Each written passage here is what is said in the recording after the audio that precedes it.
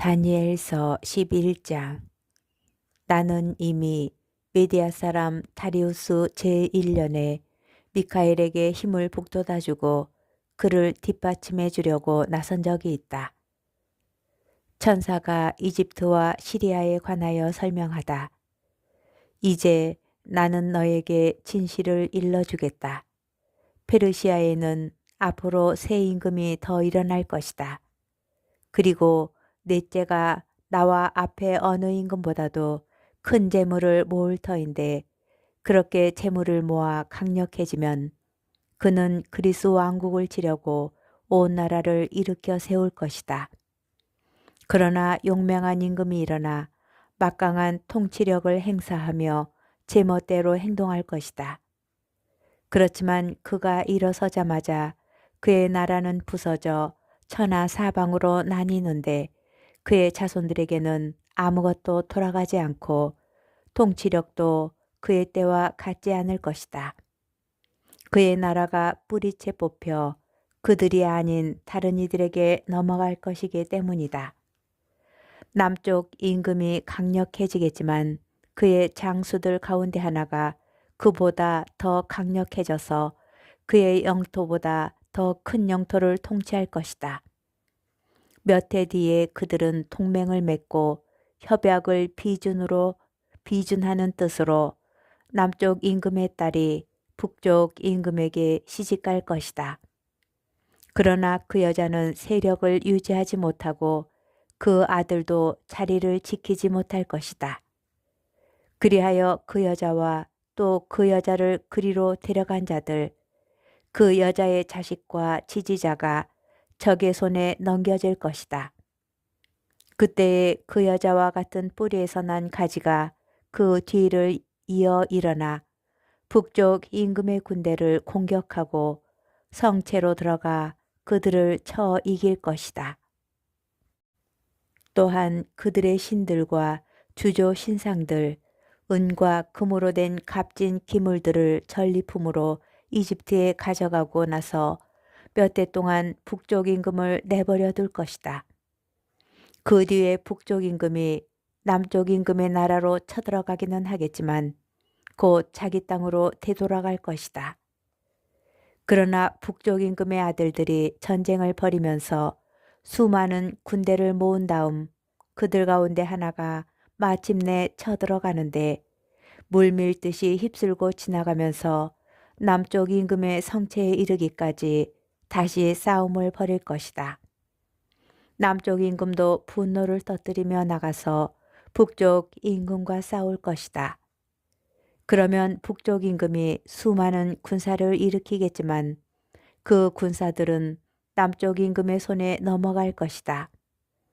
그 군사들이 제거되면 남쪽 임금은 마음이 우쭐해져 수만 명을 쓰러뜨리겠지만 우위를 차지하지는 못할 것이다. 북쪽 임금은 처음보다 더 많은 군사를 다시 일으켜 몇 해 뒤에 많은 물자와 함께 큰 군대를 거느리고 쳐들어갈 것이다. 그때에 많은 사람이 남쪽 임금을 거슬러 일어날 것이다.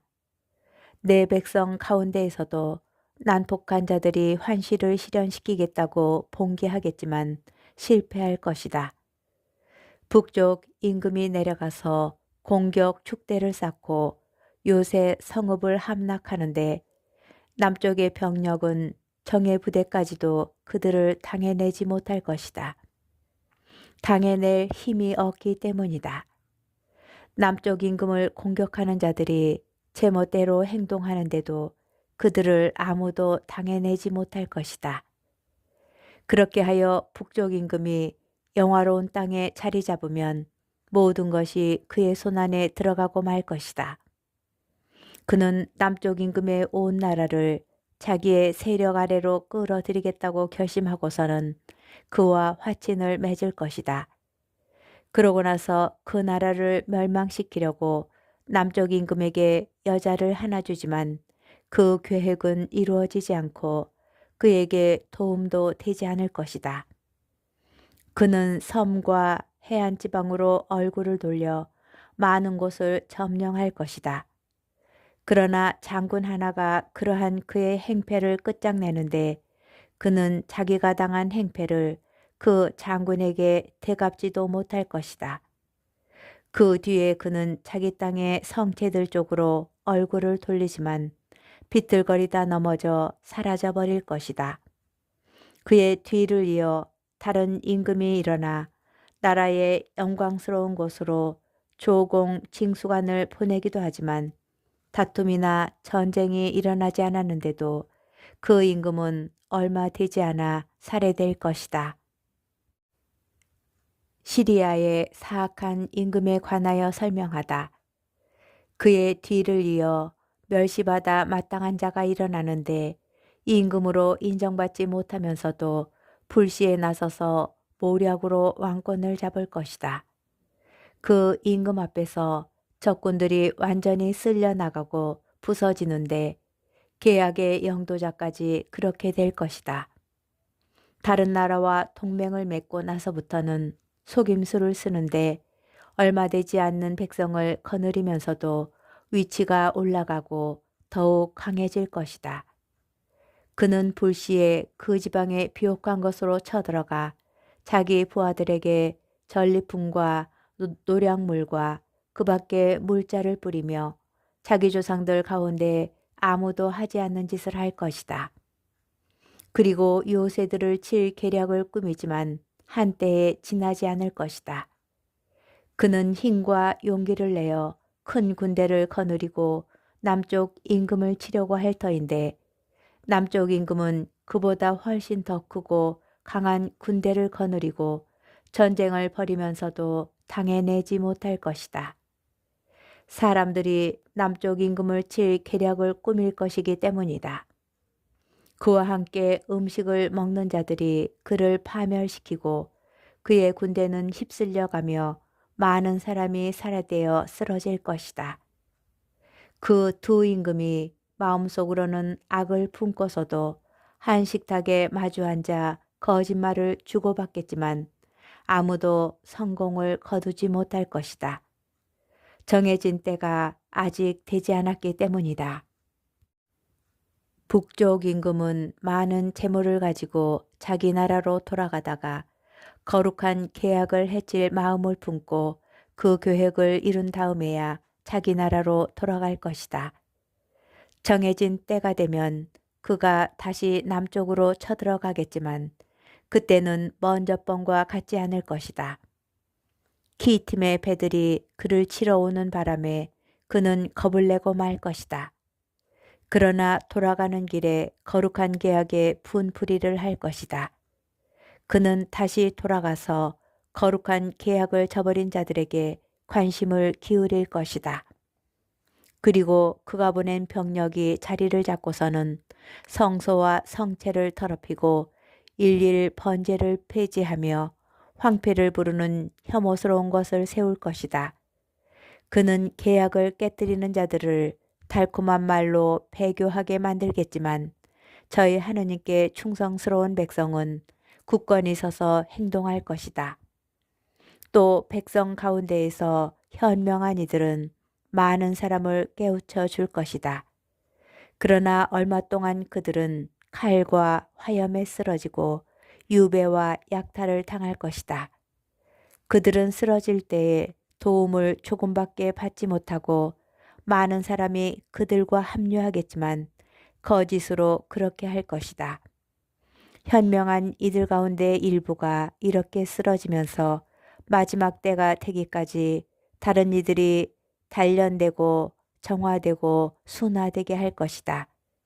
아직 정해진 때가 되지 않았기 때문이다. 임금은 제멋대로 행동하고 교만스레 자신을 드러높이며 자기가 모든 신보다 위대하다고 여길 뿐더러 신들의 하느님을 두고 끔찍한 말까지 해댈 것이다. 이렇게 그는 진노의 때가 다하기까지 성공을 거두리니 결정된 것이 다 이루어져야 하기 때문이다. 그는 자기 조상들의 신들을 비롯하여 여자들이 아끼는 신이며 그 밖에 모든 신을 무시할 것이다. 자기가 그 모든 신보다 위대하다고 여기기 때문이다. 그리고 그들 대신에 성체의 신을, 제 조상들은 알지도 못하던 신을, 금과 은과 보석과 그 밖의 보물들을 바쳐가며 공경할 것이다. 그는 그 낯선 신을 모시고 가장 견고한 요새들을 공격할 것이다. 그리고 그 신을 인정하는 자들에게 영광을 더해주고 많은 사람을 다스리게 하며 보수로 토지도 나누어 줄 것이다. 마지막 때에 남쪽 임금이 그를 공격할 것이다. 그러면 북쪽 임금은 병거와 기병과 수많은 배를 거느리고 그에게 돌진해 갈 것이다. 여러 나라를 쳐들어가며 물밀듯이 휩쓸고 지나갈 것이다. 북쪽 임금은 영화로운 땅으로 또 쳐들어가 수만 명을 쓰러뜨리지만 에돔과 모압과 대부분의 암몬인들, 바로 그들은 그의 손을 피할 것이다. 그가 이렇게 여러 나라의 손을 뻗으면 이집트 땅도 난을 피하지 못할 것이다.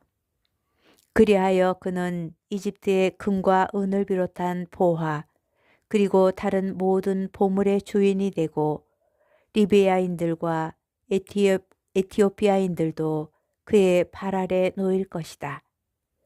그러다가 동쪽과 북쪽에서 들려오는 소문들이 그를 놀라게 할 터인데 그는 크게 화를 내며 나가서 많은 이를 죽이고 멸망시킬 것이다.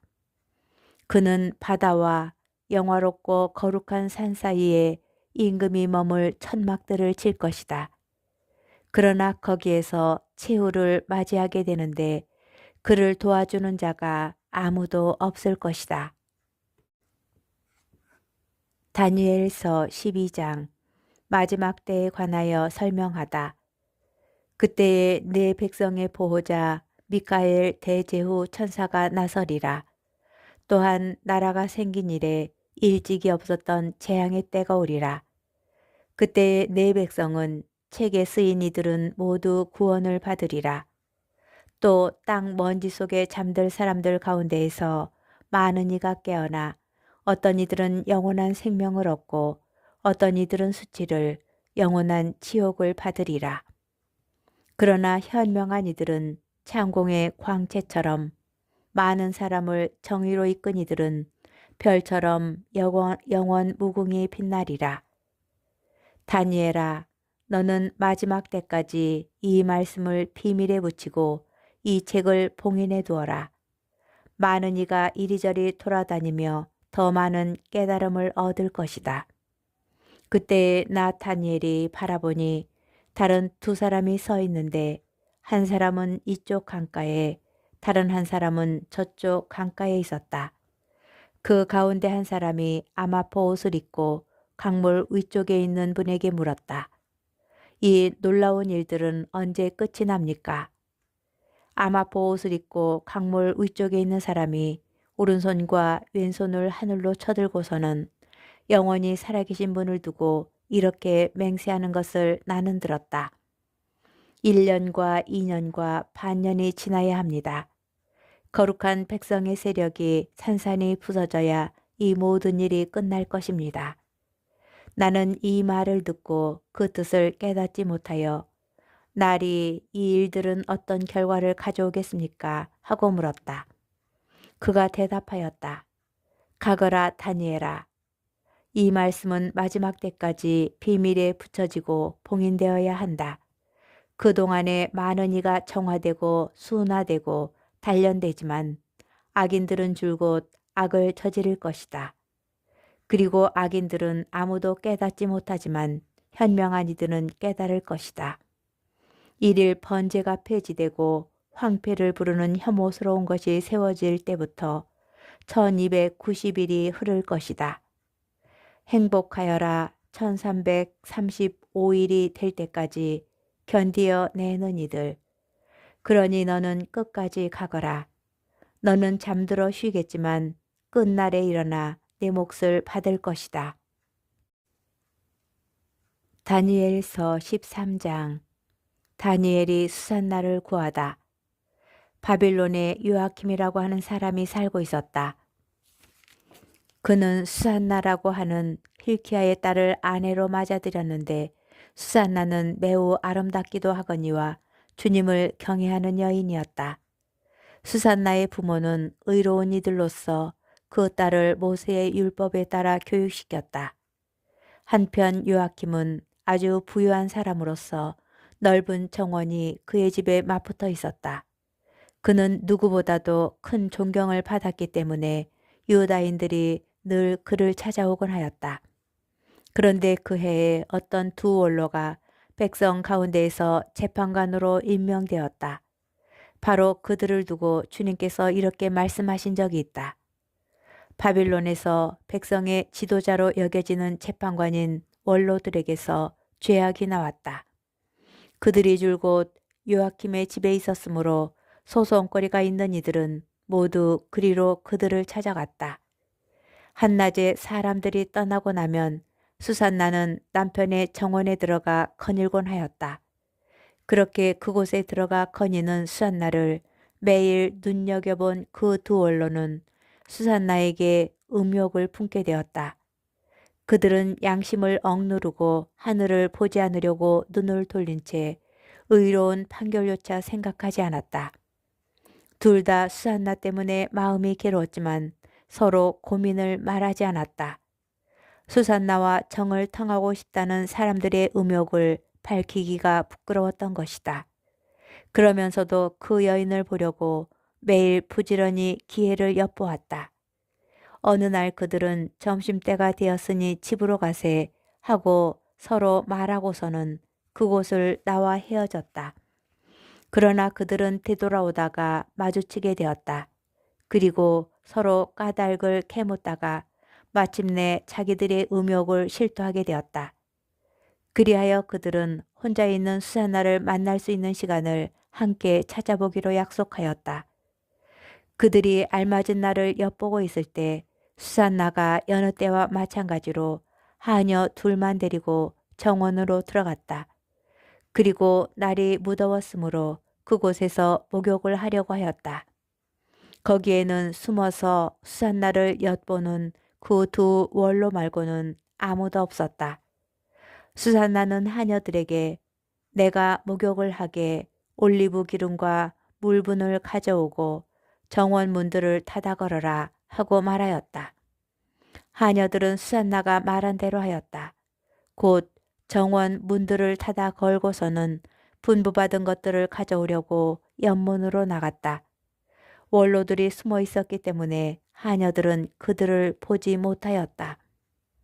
하녀들이 나가자마자 두 원로는 일어나서 수산나에게 달려가 말하였다. 자, 정원 문들은 잠겼고 우리를 보는 이는 아무도 없어. 우리는 당신을 간절히 원하오. 그러니 우리 뜻을 받아들여 우리와 함께 잡시다. 그러지 않으면 어떤 젊은이가 당신과 함께 있었고 바로 그 때문에 당신이 하녀들을 내보냈다고 증언하겠소. 수산나는 탄식하며 말하였다. 나는 꼼짝 못할 곤경에 빠졌어. 그렇게 하면 그것은 나에게 죽음이고 그렇게 하지 않는다 하여도 당신들의 손아귀에서 빠져나갈 수가 없을 것이요. 주님 앞에 죄를 짓느니 차라리 그렇게 하지 않고 당신들의 손아귀에 걸려드는 편이 더 낫소. 그러고 나서 수산나는 크게 소리를 질렀다. 그 두 원로도 수산나를 향하여 소리를 지르더니 그 가운데 하나가 달려가서 정원 문들을 열어젖혔다. 집에 있던 사람들이 정원에서 나는 고함 소리를 듣고 연문으로 뛰어들어가 수산나에게 일어난 일을 보았다. 원로들이 저희 쪽에 이야기를 하자 하인들은 매우 수치스럽게 생각하였다. 수산나를 두고 누가 그와 같은 말을 한 적이 한 번도 없었기 때문이다. 다음 날 수산나의 남편 요아킴의 집으로 백성이 모여들 때 그 두 원로는 수산나를 죽이겠다는 악한 생각을 가득 품고서 그리로 갔다. 그들이 백성 앞에서 말하였다. 사람을 보내어 요아킴의 아내 힐키야의 딸 수산나를 데려오게 하시오. 그러자 백성이 사람을 보냈다. 수산나는 부모와 자녀들과 모든 친척과 함께 나왔다. 수산나는 매우 우아하고 모습이 아름다웠다. 그는 베일을 쓰고 있었는데 그 악인들은 수산나의 아름다움을 보고 즐기려는 속셈으로 베일을 벗기라고 명령하였다. 그러자 수산나 곁에 있던 이들과 그를 보는 이들이 모두 울었다. 그 두 원로는 일어나 백성 한가운데에서 수산나의 머리에 자기들의 손을 얹었다. 수산나는 눈물이 가득한 채 하늘을 우러러 보았다. 마음으로 주님을 신뢰하고 있었기 때문이다. 그 두 원로는 이렇게 말하였다. 우리가 단둘이서 정원을 거니고 있을 때 이 여자가 여종 둘을 데리고 정원으로 들어가더니 정원 문들을 닫아 걸고서는 여종들을 내보냈어. 그때 숨어있던 젊은이 하나가 이 여자에게 가더니 함께 누웠어. 정원 구석에 있던 우리는 그 죄악이 벌어지는 것을 보고서 그들에게 달려갔어. 그리고 둘이서 정을 통하는 것을 보기는 하였지만 그자가 우리보다 힘이 세여 붙잡을 수는 없었어. 그래서 그자는 문을 열고 달아나 버렸어. 그 대신 이 여자를 붙들고 그 젊은이가 누구냐고 물었지만 이 여자는 그것을 우리에게 알려주려고 하지 않았어. 이것이 우리의 증인이요. 그들이 백성의 원로이며 재판관이었기 때문에 회중은 그들을 믿고 수산나에게 사형을 선고하였다. 그때 수산나가 크게 소리 지르며 말하였다. 아, 영원하신 하느님, 당신께서는 감추어진 것을 아시고 무슨 일이든 일어나기 전에 미리 다 아십니다. 또한 당신께서는 이 자들이 저에 관하여 거짓된 증언을 하였음을 알고 계십니다. 이 자들이 저를 해치려고 악의로 꾸며낸 것들을 하나도 하지 않았는데 저는 이제 죽게 되었습니다. 주님께서 수산나의 목소리를 들으셨다. 그리하여 사람들이 수산나를 처형하려고 끌고 갈 때 하느님께서는 다니엘이라고 하는 아주 젊은 사람 안에 있는 거룩한 영을 깨우셨다. 그러자 다니엘이 나는 이 여인의 죽음에 책임이 없습니다 하고 큰 소리로 외쳤다.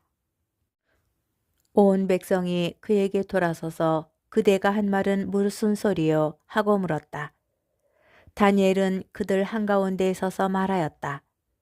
이스라엘 자손 여러분, 여러분은 어찌 그토록 어리석습니까? 신문을 해보지도 않고 사실을 알아보지도 않고 어찌 이스라엘의 딸에게 유죄 판결을 내릴 수가 있습니까? 법정으로 돌아가십시오. 이 자들은 수산나에 관하여 거짓 증언을 하였습니다. 온 백성은 서둘러 돌아갔다. 그러자 다른 원로들이 그에게 말하였다. 자, 하느님께서 그대에게 원로 지위를 주셨으니 우리 가운데에 앉아서 설명해 보게. 다니엘이 저들을 서로 멀리 떼어 놓으십시오. 제가 신문을 하겠습니다. 하고 말하였다. 사람들이 그들을 따로 떼어 놓자 다니엘이 그들 가운데 한 사람을 불러 말하였다. 악한 세월 속에 나이만 먹은 당신, 이제 지난날에 저지른 당신의 죄들이 드러났소. 주님께서 죄 없는 이와 의로운 이를 죽여서는 안 된다고 말씀하셨는데도 당신은 죄 없는 이들에게 유죄 판결을 내리고 죄 있는 자들을 놓아주어 불의한 재판을 하였소. 자, 당신이 참으로 이 여인을 보았다면 그 둘이 어느 나무 아래에서 관계하는 것을 보았는지 말해보시오. 그자가 유향나무 아래요 하고 대답하였다. 그러자 다니엘이 말하였다. 진정 당신은 자기 머리를 내놓고 거짓말을 하였어. 하느님의 천사가 이미 하느님에게서 판결을 받아왔어. 그리고 이제 당신을 둘로 베어버릴 것이요. 다니엘은 그 사람을 물러가게 하고 나서 다른 사람을 데려오라고 분부하였다. 그리고 그자에게 말하였다. 유다가 아니라 가나안의 후손인 당신, 아름다움이 당신을 호리고 음욕이 당신 마음을 비뚤어지게 하였소. 당신들은 이스라엘 딸들을 그런 식으로 다루어왔소. 그 여자들은 겁에 질려 당신들과 관계한 것이요. 그러나 이 유다의 딸은 당신들의 죄악을 허용하지 않았소. 자, 그러면 관계하는 그들을 어느 나무 아래에서 붙잡았는지 나에게 말해보시오. 그자가 떡갈나무 아래요 하고 대답하였다. 그러자 다니엘이 말하였다. 진정 당신도 자기 머리를 내놓고 거짓말을 하였소. 하느님의 천사가 이미 당신을 둘로 잘라버리려고 칼을 든 채 기다리고 있어. 그렇게 해서 당신들을 파멸시키려는 것이요. 그러자 온 회중이 크게 소리를 지르며 당신께 희망을 두는 이들을 구원하시는 하느님을 찬미하였다. 다니엘이 그 두 원로에게 자기들이 거짓 증언을 하였다는 사실을 저희 입으로 입증하게 하였으므로 온 회중은 그들에게 들고 일어났다. 그리고 그들이 이웃을 해치려고 악의로 꾸며낸 그 방식대로 그들을 처리하였다. 모세의 율법에 따라 그들을 사형에 처한 것이다. 이렇게 하여 그날의 무죄한 이가 피를 흘리지 않게 되었다. 수산나가 수치스러운 일을 하지 않았다는 것이 드러났으므로 힐키야와 그의 아내는 수산나의 남편 요아킨과 모든 친척과 함께 자기들의 딸 수산나를 두고 하나님을 칭송하였다. 그리고 그날 이후로 다니엘은 백성 앞에서 큰 사람이 되었다. 다니엘서 14장. 다니엘이 벨 신상을 부수다. 아스티아게스 임금이 조상들 곁으로 가자 페르시아인 키루스가 그의 나라를 이어받았다. 다니엘은 임금의 벗으로서 임금의 어떤 친구보다도 존경을 받았다.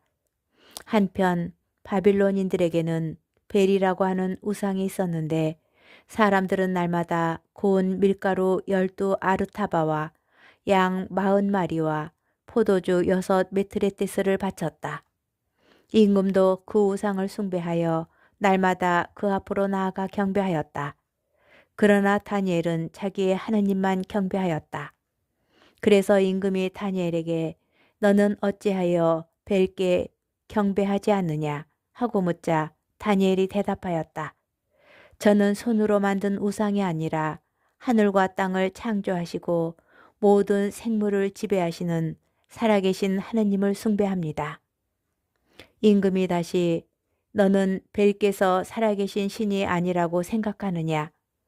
벨께서 날마다 얼마나 많이 마시고 드시는지 보고 있지 않느냐 하고 말하였다. 다니엘이 웃으면서 말하였다. 임금님 속지 마십시오. 그것은 속은 진흙이고 겉은 청동으로서 무엇을 먹거나 마신 적이 전혀 없습니다. 그러자 임금이 화를 내며 벨의 사제들을 불러놓고 말하였다. 이 양식을 누가 먹는지 나에게 말하지 않으면 너희는 죽을 것이다. 그러나 너희가 그것을 벨께서 드신다는 것을 밝히면 다니엘이 죽을 것이다. 그가 벨을 모독하였기 때문이다. 다니엘은 임금님의 말씀대로 이루어지기를 바랍니다 하고 임금에게 말하였다. 벨의 사제들은 70명이나 되었고 그 밖에도 그들의 아내들과 자녀들이 있었다. 임금은 다니엘과 함께 벨의 신전으로 갔다. 그러자 벨의 사제들이 말하였다. 자, 저희는 나갑니다. 임금님께서는 음식을 올려놓으시고 포도주를 차려 놓으신 다음 문을 잠그시고 임금님의 옥새로 봉인하십시오. 내일 아침에 와보시고 벨께서 그것들을 모두 드시지 않은 것으로 드러나면 저희가 죽을 것입니다. 아니라면 저희에 관하여 거짓말을 하는 다니엘이 그렇게 될 것입니다. 그러면서 그들은 걱정하지 않았다. 제사상 밑으로 비밀 통로를 만들어 놓고 늘 그 통로로 들어가서 음식을 먹곤 하였던 것이다. 그들이 나간 다음에 임금은 벨에게 음식을 올려놓았다. 그러자 다니엘은 자기 종들에게 분부하여 재를 가져오게 하고 임금이 혼자 있는 앞에서 온 신전에 그 재를 뿌려 놓았다. 그런 다음 그들은 밖으로 나가 문을 닫고 임금의 옥새로 봉인하고 나서 떠나갔다. 그날 밤에도 사제들은 늘 하던 대로 아내들과 자녀들을 데리고 안으로 들어가 모든 것을 먹고 마셨다. 다음 날 아침에 임금은 일찍 일어났다. 다니엘도 그와 함께 있었다. 임금이 다니엘아 봉인이 그대로 있느냐 하고 묻자 다니엘이 임금님 그대로 있습니다 하고 대답하였다. 문들이 열리자마자 임금은 제사상 우위를 살펴보고서는 큰 소리로 외쳤다. 베리시여 당신께서는 위대하십니다. 그리고 당신께서는 거짓이 하나도 없습니다. 다니엘은 웃으면서 임금이 안으로 들지 못하게 하고서는 바닥을 보십시오. 그리고 저것들이 누구 발자국인지 알아맞혀 보십시오. 하고 말하였다. 임금은 남자들과 여자들과 아이들의 발자국이 보이는구나 하고 말하더니 분노를 터뜨리며 사제들과 그들의 아내들과 자녀들을 체포하게 하였다. 사제들은 자기들이 들어와서 제사상의 제물을 먹곤 하던 비밀문들을 임금에게 보여주었다. 임금은 그들을 사형에 처하고 벨은 다니엘에게 넘겨주었다. 다니엘은 벨과 그 신전을 부수어 버렸다. 다니엘이 큰 뱀을 죽이다. 그곳에 큰 뱀이 하나 있었는데 바빌론인들은 그것을 숭배하였다. 임금이 다니엘에게 너는 이분께서 살아계신 신이 아니라고는 말하지 못할 것이다. 그러니 이분께 경배하여라 하고 말하자 다니엘이 대답하였다. 저는 주 저희 하느님께만 경배합니다. 그분께서 살아계신 하느님이시기 때문입니다. 임금님 저에게 허락을 내려주십시오. 제가 칼이나 몽둥이를 쓰지 않고서 저 뱀을 죽이겠습니다. 임금은 너에게 허락을 내린다 하고 말하였다. 다니엘은 역청과 국기름과 머리털을 가져다가 한데 끓여 여러 덩이로 만들고 나서 그것들을 뱀의 입 쪽으로 던졌다. 뱀은 그것들을 먹더니 터져 죽었다. 그러자 다니엘이 말하였다. 보십시오. 여러분이 숭배하던 것을. 바빌론인들은 이 소식을 듣고 몹시 화가 나서 임금을 모반하여 말하였다. 임금은 유다인이 되어버렸다.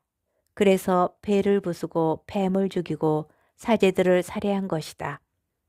그들은 임금에게 가서 다니엘을 우리에게 넘겨주시오. 그러지 않으면 당신과 당신 가족을 죽여버리겠소 하고 말하였다. 임금은 그들이 자기를 세차게 다그치는 것을 보고 다니엘을 그들에게 넘겨주지 않을 수가 없었다. 다니엘이 사자굴에서 살아나오다. 사람들은 다니엘을 사자굴에 던져버렸다. 다니엘은 그곳에서 엿새 동안 지냈다. 그 굴에는 사자가 7마리 있었는데 날마다 사람 몸뚱이 2개와 양 2마리를 먹이로 주었다. 그러나 그때에는 사자들이 다니엘을 잡아먹게 하려고 아무것도 주지 않았다. 한편 유다에는 하박국 예언자가 있었다. 그는 국을 끓이고 빵을 부수어 사발에 담아서 들에 있는 추수꾼들에게 가져가는 길이었다. 그때 주님의 천사가 하박국에게 말하였다. 내가 가지고 있는 그 음식을 바빌론으로 가지고 가서 사자 굴에 있는 다니엘에게 주어라. 하박국은 주님, 저는 바빌론을 본 적도 없고 그 굴은 알지도 못합니다. 하고 대답하였다. 그러자 주님의 천사가 하박국의 정수리를 붙들더니 머리채를 잡고 자기 영의 위력으로 바빌론에 있는 그 굴 위에 데려다 놓는 것이었다. 하박국은 다니엘, 다니엘, 하느님께서 그대에게 보내신 음식을 받으시오 하고 소리를 질렀다. 다니엘은 하느님, 당신께서 저를 기억해 주셨습니다. 당신을 사랑하는 이들을 저버리지 않으셨습니다. 하고 말하였다. 그러고 나서 다니엘은 일어나 음식을 먹었다. 하느님의 천사는 곧바로 하박국을 그의 고향으로 데려다 놓았다. 이튿날의 임금은 다니엘의 죽음을 애도하려고 그곳으로 갔다. 굴에 다다른 임금이 안을 들여다보더니 다니엘이 앉아 있는 것이었다. 임금이 큰 소리로 외쳤다. 주 다니엘의 하느님, 당신께서는 위대하십니다. 당신 말고 다른 분은 계시지 않습니다. 그러고 나서 임금은 다니엘을 끌어올리고 그의 파멸을 꾀한 책임자들을 굴 속으로 던지게 하였다. 그들은 임금이 보는 앞에서 곧바로 사자들에게 먹히고 말았다.